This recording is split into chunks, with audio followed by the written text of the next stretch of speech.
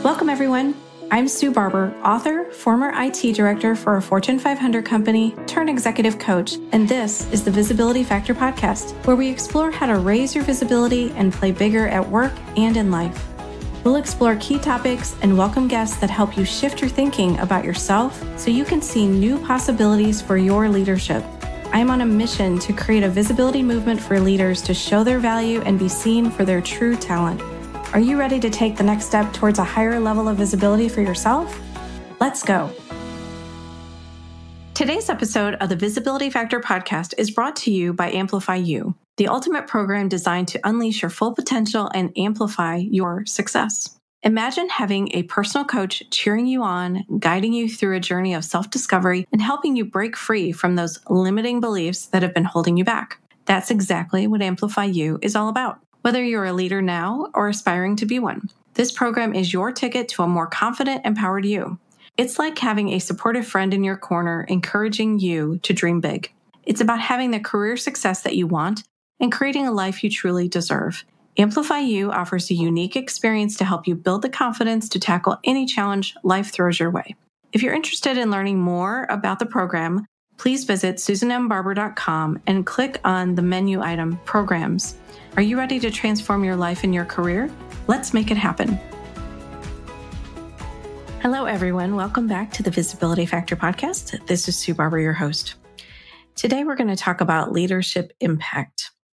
When I meet with leaders that are working with me, one of the questions that I have for them is, I'm curious how you're spending your time. Are you spending your time in meetings that aren't very valuable for you, that you're not contributing to, that you just find easier to go to than to have a conversation about whether you should attend? Probably. Many of the leaders that I'm talking to talk about how busy they are and that they have no time to do the things that they should be doing. So I want to spend today having you think about where your time is being spent. And is it being spent on the things that are adding a lot of value? Or is it adding a lot of impact to the organization and to your team and to you? Because if you're not focused on the high value things, then you may need to think about building stronger boundaries and systems to get everything done so that you can spend time on the things that are important. Now, I know there are some leaders out there who get very little time with their managers. And although they're getting through it, it isn't ideal. So let's spend today talking about how you can make more leadership impact for yourself and for your team and your organization. So let's talk about what kind of impact you already know about, or the things that you know you're doing that are impactful to your organization. There may be big things that you've done to support a team member or a project, but most of the time, it's not the big things, actually. It's the small little moments that count. These are the moments that team members remember. I spoke with a leader yesterday who was amazed at some recent feedback he'd learned from various people about the impact he had on them. He's a unique leader who does a great job, gets things done, but more importantly, cares about people. He stood up for them in ways that many other leaders may not have done. He didn't broadcast what he'd done to the world, but each of the people that he helped never forgot him or what he did for them. In his case, he's left quite a legacy on all of those that he worked with over the years. He let them see what it's like to work for someone who cares about them as people and perhaps will pay it forward to their own team members someday. It only takes one person to make a difference in someone's life. So will you be the person who chooses to lead with compassion for the people that you work with? If you want to look back over your own career, what does that tell you? Were there leaders that you enjoyed working for and others that you found to be the opposite, maybe not such a great leader? What were the differences between the two groups of people? I can share from my own experience that I saw 4 things that made a difference. Did they actually take the time to connect with me? Did they care about my development? Did they support me when things weren't going well and when they weren't? And did they give me the chance to gain exposure and try new things? How would you define the leaders that made a difference for you? I've realized now that time has passed that many of those people weren't great leaders. The ones that I looked at and said, this is going to be a struggle to work for this person. They probably shouldn't have been leading teams to begin with. They weren't strong at connecting with people. I feel like most of the time they want to climb the ladder and they feel like that's the path. I need to lead a team. They were very focused on their own success, and they saw that as the only way to give them more responsibility. They just weren't excited about it. And you can tell when a leader who is leading a team doesn't have passion or excitement for people development. You can just feel it. So I would imagine they had a lot of inner conflict at having to do something they weren't really passionate about to begin with. The team and everyone else can feel that.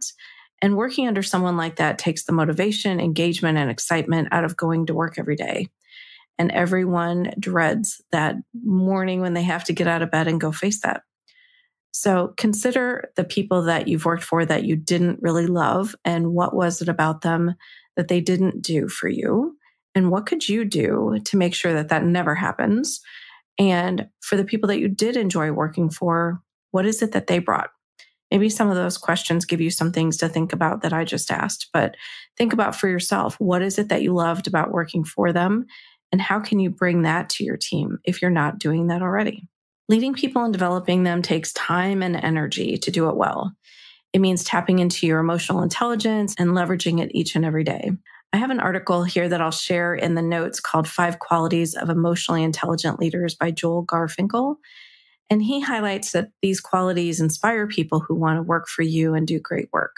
The 5 qualities are empathy, self-awareness, positivity, consideration, and authenticity. In the simplest of terms, it's connecting with people, caring about what's important to them, and being true to yourself. So are these qualities that you're practicing as a part of your leadership today? Leading, by definition, means that you have people who want to follow you. You have a choice to make in how you lead. Just think about your interactions with people and how are you connecting with them? How would you measure the impact that you're making?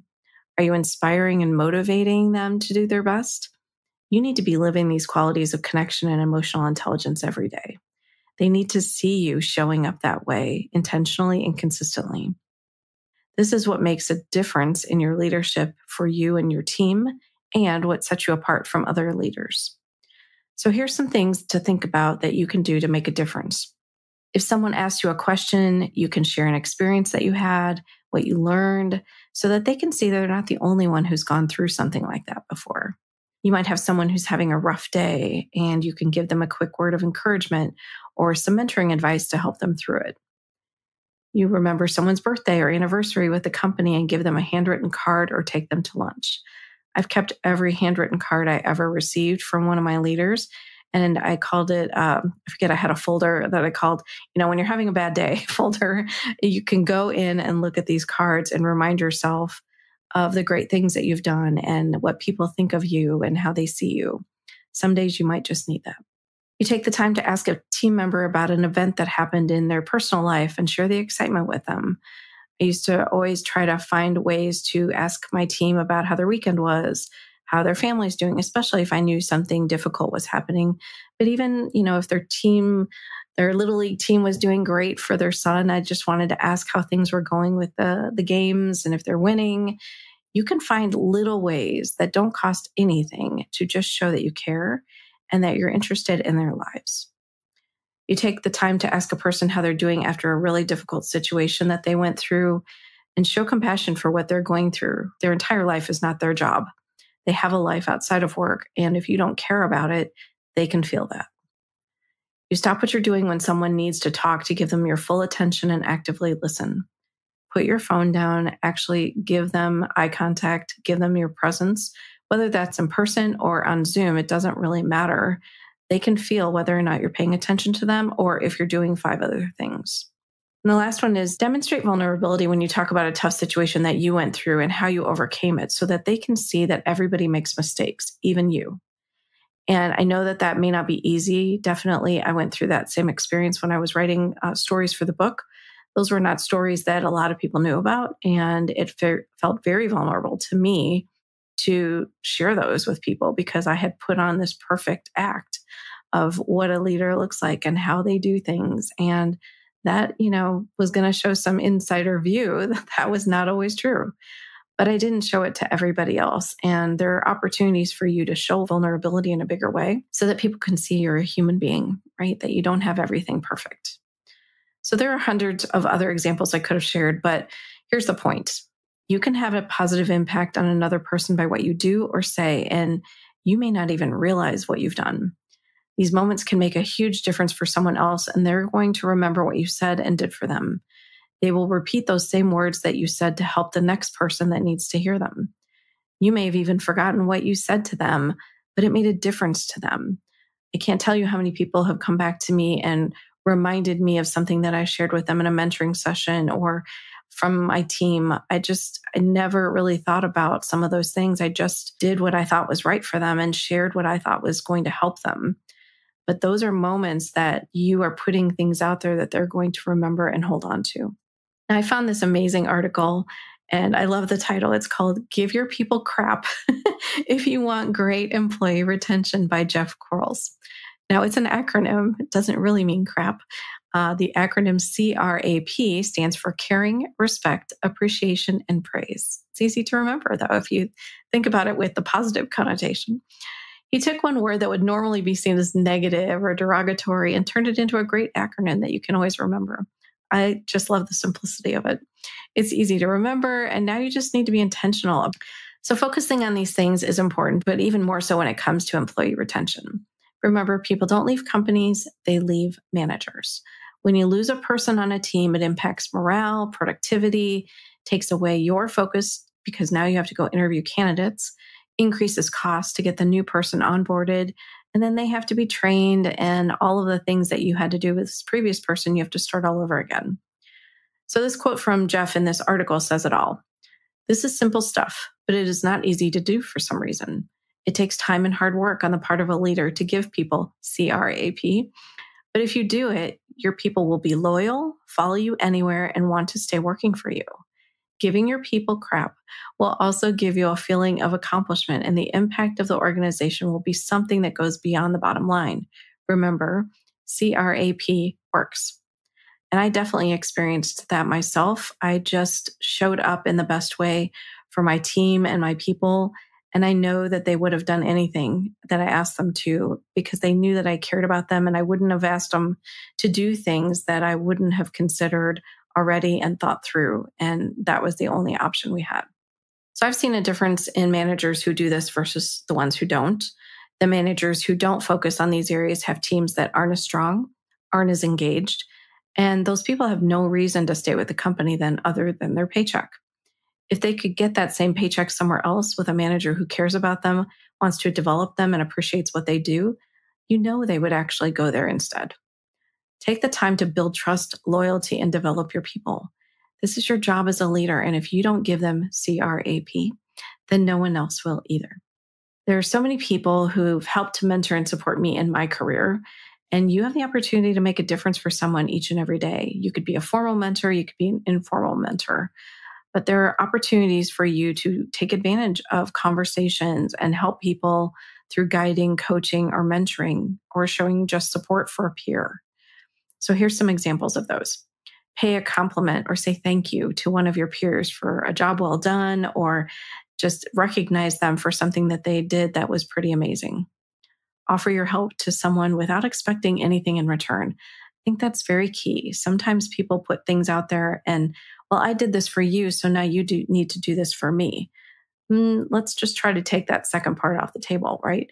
If you're doing it from a good place, offer to help them for the reasons that you just want to help them. Don't expect them to do something. If they do, then that's great. But you're going to be amazed by how many good things come back to you automatically when you least expect it because you're putting good things out there. Be a good example and lead the way.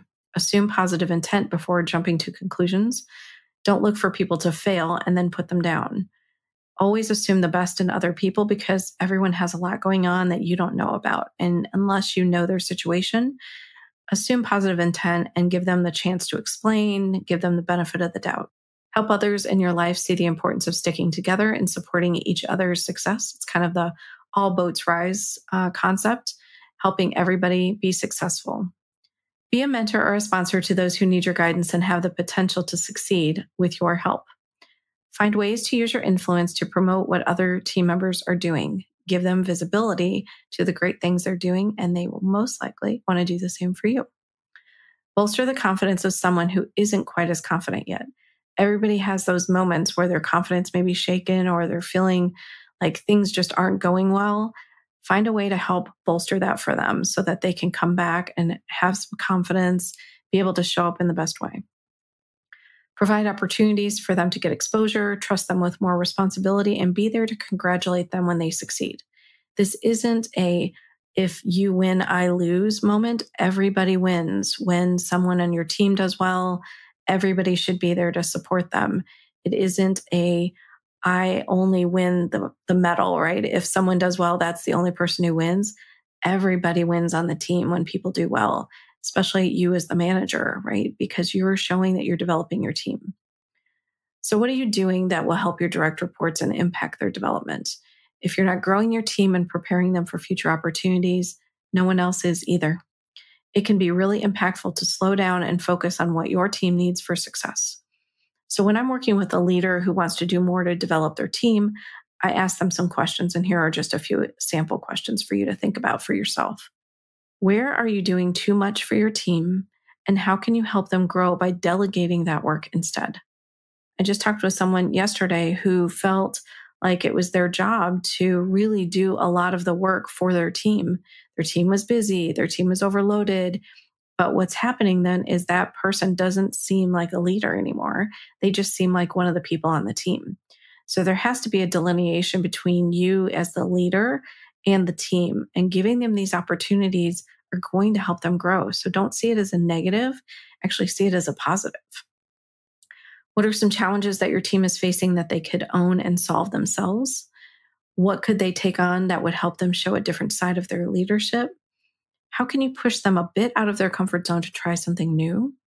And what are some opportunities for you to help the team, the whole team, shine more, not just certain individuals? I think it's natural for some leaders in the team to be stronger, and so you want to spend your time with them and help them. But a team is only as strong as the weakest link. And so you have to find ways to try to build up the people who are not as strong and get them to be stronger, help them have new capabilities and be able to show those. So these 5 questions that we just walked through are a great starting point to reflect on what's happening for you currently and help you take action. Your goal is to help them have experiences so they learn how to make their own decisions, solve problems, and drive results. I always went into a role thinking about who is going to be my successor, even at the beginning, which most people don't consider doing until they're ready to leave. But if you go in with that mindset, you're automatically looking for people on your team that are ready for the next level. So start to do that earlier than later and find people that you can develop and bring in so they're ready to be your successor or be considered for that role. But also look at the other people and what you can do to help them grow too. So I had a call with someone that I used to work with recently, and I haven't talked to them in years. We shared a few messages on LinkedIn every once in a while, but that was about the extent of our chats before yesterday. He wanted to congratulate me on what I was doing and let me know that I was doing some great things that would help a lot of people. He also wanted to see if I'd be interested in an opportunity that he knew about and thought I may want to consider. So my first thought after that conversation is that you just don't realize how the interactions that you have with people can have such a lasting impact. He reminded me in that conversation about a tough situation that he and I were a part of and how he admired my courage and how I dealt with it. I had no idea that he felt that way. So there are a couple situations along the way that he supported me on, and I told him how much I appreciated his help. He continues to offer that same support for me today in my new career as well. So I want you to think about opportunities to not only have those experiences with people, but actually tell them. Tell them how you feel. Tell them what was important to you, how it made you feel, what you took away from that, what you still think about when they told you some kind of saying or some kind of story that they shared with you that you are now sharing with other people. It's a legacy that people don't even recognize they're giving to others, but it helps if you share it with them. They feel really great about what they did for you, and it helps them feel good about themselves too. So I share this story with you so you can consider your own interactions. We have them with so many people each day in the workplace and in our personal lives. It's not just at work. What happens when you have an interaction with someone? Did you offer to help the person with something that they may need? Did you take time to just ask them how they're doing? Offer them a compliment on what they're doing? Did you accept the help that they may be offering to you? Do you know how many people offer help and the person says, no, that's okay, I've got it? It's really like almost, it's not a slap in the face, but it's just kind of pushing back that person's offer And when that someone offers you help, take advantage of it. I'm sure you need it. They wouldn't offer help if they didn't see that you needed it. And it's just a gift that they're giving to you. So don't throw it away. Don't say no. Say, you know what, let's talk about how you could help me. Let's talk about some ways that we could make that work. It's not a weakness on your part to accept help from other people. So next time someone offers help, try to think about that. Because you never know how one interaction that you have with someone may make a huge difference in their lives. You may not learn about how you help them today, tomorrow, or ever. But knowing that you did your best to create a positive connection with them will always come back to you in a positive way. So let's go into the visibility action step for today. I want you to really think about what impact you're making. Hopefully you're asking for feedback from other people, but I have worked with so many people who have no idea how they're perceived. They may ask for feedback and maybe they're not getting it from their manager, or they're not seeing enough feedback on their performance review. And so if they're unsure about how they're being perceived, then we put together a little research exercise. We'll put together a list of questions, maybe 5 or 6 questions, and I'll ask them to put together a Google form, or you can use SurveyMonkey, however you want to do it. But I'll ask them to reach out to some people in their organization that they want feedback from. I'll also ask them to reach out to personal friends, family members, and get feedback from them as well, using the same questions. It's so impactful to see how other people perceive you and what they say about you, things that you had no idea that you were having an impact on, or that they see as strengths about you. It is a really amazing experience for all of the people I've ever done it with. They're just so surprised and shocked that this is what people think of them. So it gives you an indication of where you stand today. And if what you're seeing is what you really want and will help prepare you for the next step, great, keep doing those things. But if there's something that you see that you are hoping to see something else, then take advantage of that. Now you have information that you can use to create new actions, to be more visible, for example, or to get up in front of people and speak, or build stronger relationships with people. These are opportunities to take information and use it to your advantage so that you're ready for the next step when it comes along.